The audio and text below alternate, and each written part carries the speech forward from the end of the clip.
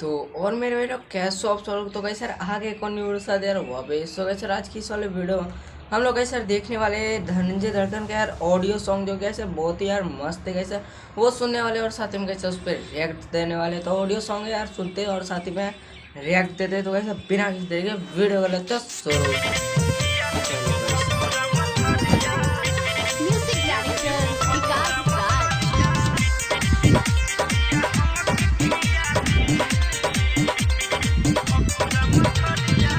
आज बाजार के दिन हवे पिया खाएला कहिए से तरसता जिया ए राजा जी। आज बाजार के दिन हवे पिया खाएला कहिए से तरसता जिया हाल से जाई बजरिया पिया हमके खिया दी एगो भकुरा मछरिया राजा हमके खिया दी एगो भकुरा मछरिया।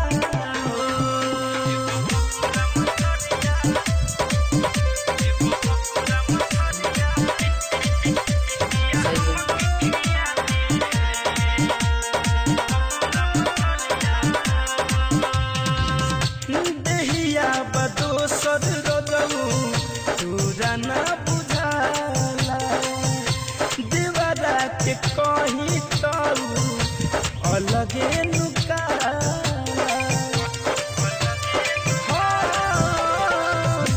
देहिया बदोसर रोजऊ तोरा ना बुझाला देवरा के कहीं ताऊ अलगे नुकाला।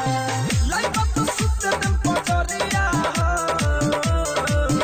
पिया हमके खिया दी एगो भकुरा मछरिया ए राजा हमके खिया दी एगो भकुरा मछरिया।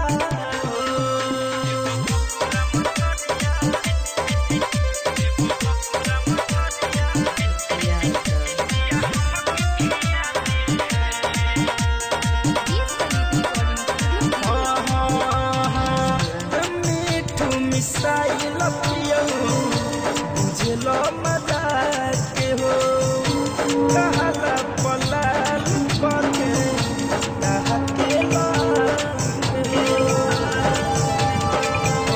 ये राजा मीठू मिसाइल पियऊ बुझलो मजाक के हो कहला पलाल पके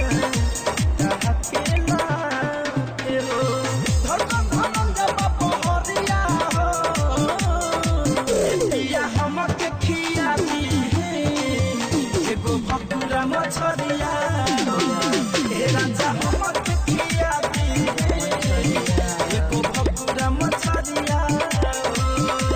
गाइस सर बस यार आज की वीडियो में बस चलना है वीडियो चुका यार खत्म। अब गाइस सर आप सबको यार वीडियो कैसे लगे यार सुन बता देना कमेंट में जाके।